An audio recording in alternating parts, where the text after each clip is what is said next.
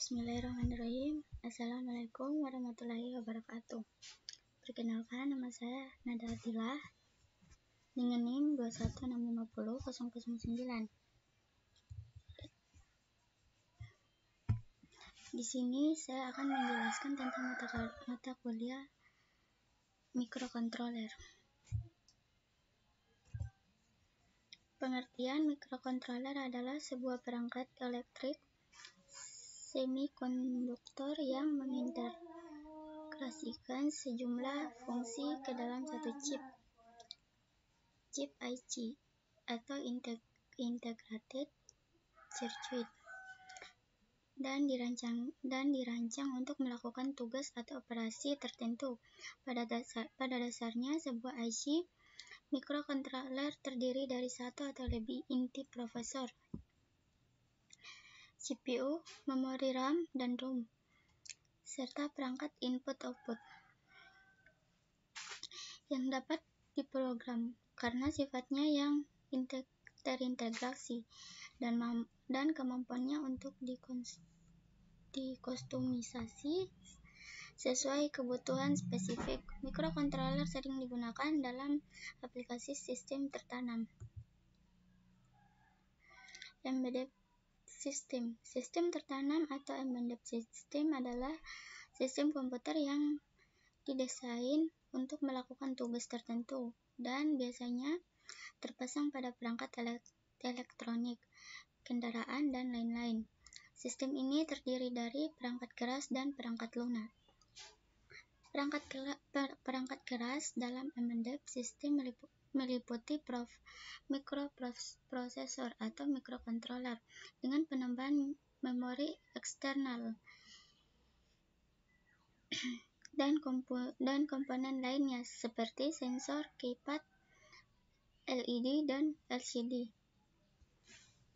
Sedangkan perangkat lunak embedded system berfungsi sebagai penggerak pada sistem. Perangkat lunak embedded system biasanya disebut firmware karena perangkat lunak tipe ini dimuat ke ROM, EEPROM, atau memori flash. Sekali program dimasukkan ke dalam perangkat keras, maka tidak akan pernah berubah kecuali diprogram ulang. Beberapa karakteristik dari sistem tertanam adalah: yang pertama, fungsi spesifik. Dibandingkan dengan komputer pribadi yang dapat menjalankan berbagai aplikasi berbeda sesuai keinginan pengguna, sistem tertanam melakukan tugas atau fungsi khusus yang telah ditentukan sejak awal. Yang kedua, efisien. Biasanya dirancang untuk mengoptimalkan penggunaan sumber daya seperti memori dan daya. Oleh karena itu, banyak sistem tertanam yang memiliki daya rendah dan hemat energi. Yang ketiga, real time. Banyak sistem tertanam harus merespon dalam waktu yang sangat singkat, sehingga seringkali berfungsi dengan mode real time. Ukuran biasanya sangat kecil dan ringkas tergantung aplikasinya. Yang kelima, biaya. Dikarenakan fungsinya yang spesifik, banyak sistem tertanam yang dapat dibuat dengan biaya rendah. Yang keenam, perangkat keras dan perangkat lunak. Sistem tertanam biasanya terdiri dari perangkat keras seperti mikrokontroler atau mikroprosesor, dan perangkat lunak atau kode program yang menjalankan tugas tertentu. Dalam mengaplikasinya, pengendali mikro yang dalam bahasa Inggris disebut dengan mikrokontroler. Ini digunakan dalam produk ataupun perangkat yang dikendalikan secara otomatis seperti sistem kontrol mesin mobil. Perangkat medis mengendali jarak jauh, mesin peralatan listrik, mainan, dan perangkat-perangkat yang menggunakan sistem tertanam lainnya. Penggunaan mikrokontroler ini semakin populer karena kemampuannya yang dapat mengurangi ukuran dan biaya pada suatu produk atau desain apabila dibandingkan dengan desain yang dibangun dengan menggunakan mikroprosesor dengan memori dan perangkat input-output secara terpisah. Mikrokontroler dan mikroprosesor. Mikrocontrollers atau MCU microcontroller unit. Fungsi utama dirancang untuk mengontrol perangkat atau sistem tertentu seperti peralatan rumah tangga, mainan, kendaraan, dan lain-lain. Yang komponennya biasanya memiliki CPU, memori, RAM, dan ROM, dan input-output. Dalam satu chip biasa juga dilengkapi dengan fitur tambahan seperti ADC, DAC, timer, dan lainnya. Kegunaan cocok untuk aplikasi tertanam embedded system, di mana fungsi spesifik. Daya dan kecepatan umumnya membutuhkan daya rendah dan kecepatannya lebih lambat dibandingkan mikroprosesor. Mikroprosesor, fungsi utamanya biasanya digunakan sebagai otak utama dalam sistem komputer. Komponen secara umum hanya berisi CPU, memori input-output, dan fitur lainnya biasanya terletak di chip atau modul lain. Kegunaannya digunakan dalam komputer pribadi, server, workstation, dan sejenis lainnya. Daya kecepatannya umumnya lebih cepat dan membutuhkan daya yang lebih besar dibandingkan mikrokontroler. Berikut ini adalah diagram blok dan struktur mikrokontroler, beberapa penjelasan sistem tentang bagian utamanya.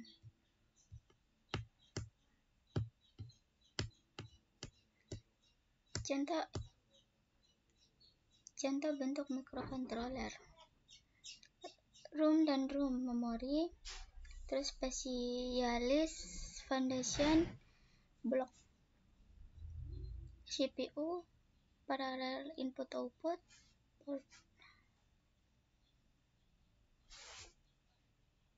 oscillator, circuit, ADC, timer counter, interrupt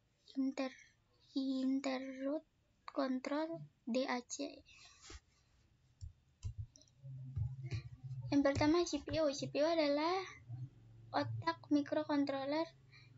CPU bertanggung jawab untuk mengambil instruksi, menerjemahkan dekode, lalu akhirnya dieksekusi. Execute. CPU menghubungkan setiap bagian dari mikrokontroler ke dalam satu sistem. Fungsi utamanya CPU adalah mengambil dan mendekode instruksi. Instruksi yang diambil dari memori program harus diterjemahkan atau melakukan dekode oleh CPU tersebut. Yang kedua, memori penyimpanan. Fungsi memori dalam mikrokontroler sama dengan mikroprosesor. Memori ini digunakan untuk menyimpan data dan program.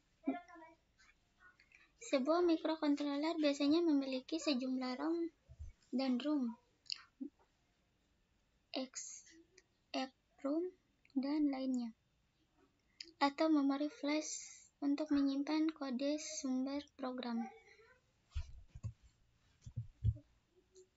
Yang ketiga, per input-output paralel. Per input-output paralel digunakan untuk mendorong atau menghubungkan berbagai perangkat seperti LCD, LED, memori, printer, dan perangkat input-output lainnya ke mikrokontroler.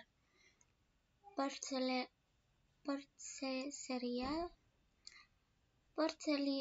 serial menyediakan berbagai antarmuka serial antara mikrokontroler dan periferal lainnya seperti port paralel.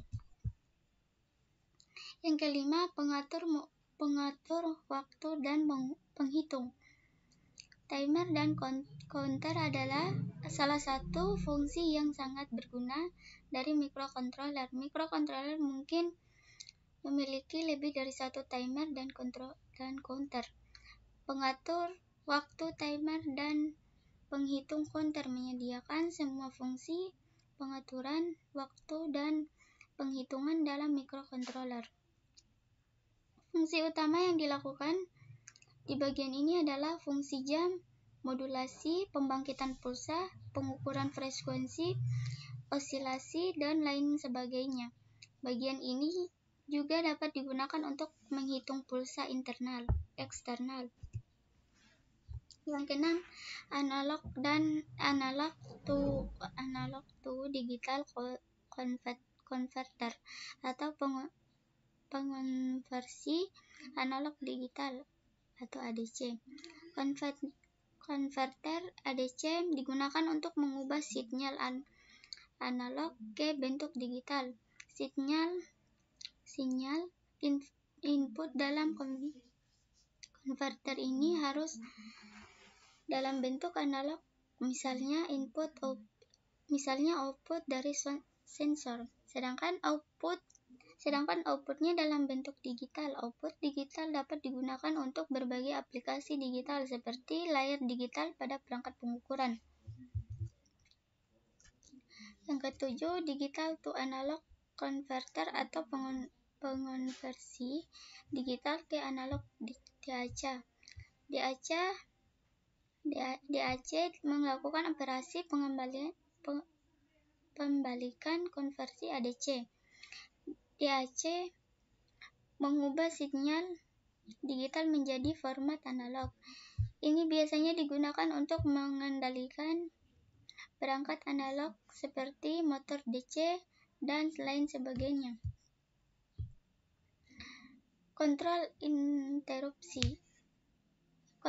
interupsi atau interrupt control digunakan untuk menyediakan interrupt atau penundaan untuk program kerja. Interrupt dapat berupa eksternal, diaktifkan dengan menggunakan pin interrupt, atau internal dengan menggunakan instruksi interupsi selama pemrograman. Yang ke-9, blok fungsi khusus spesial foundationing block. Beberapa mikrokontroler yang hanya dapat digunakan untuk beberapa aplikasi khusus, misalnya sistem robotik. Pengontrol ini memiliki beberapa port tambahan untuk melakukan operasi khusus tersebut yang umumnya dinamakan dengan blok fungsi khusus. Mikrokontroler versus mikroprosesor. Mikrokontroler dan mikroprosesor adalah dua komponen elektronik yang memiliki fungsi dasar yang sama, yaitu memproses informasi, namun keduanya memiliki tujuan, fungsi, dan fitur yang berbeda. Kegunaan dan kelemahan mikrokontroler. Mikrokontroler bertindak sebagai mikrokontroler tanpa harus ada komponen digital tambahan lainnya. Dapat mengurangi biaya dan ukuran sistem karena integrasi yang lengkap dalam sebuah mikrokontroler. Penggunaan mikrokontroler sederhana dan mudah untuk memecahkan masalah dan pemeliharaan sistem. Sebagian besar pin dapat diprogram oleh pengguna untuk melakukan berbagai fungsi. Mudah menghubungkan port RAM, ROM, dan input-output tambahan. Waktu yang diperlukan untuk melakukan operasi rendah. Kekurangan dari mikrokontroler. Mikrokontroler memiliki arsitektur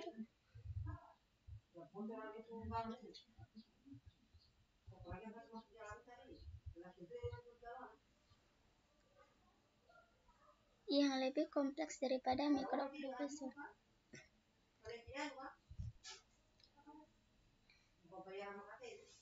hanya melakukan eksekusi dalam jumlah terbatas dalam waktu yang bersamaan. Kebanyakan hanya digunakan dalam peralatan-peralatan mikro, tidak dapat terhubung dengan perangkat yang berdaya tinggi secara langsung. Terima kasih. Itu saja.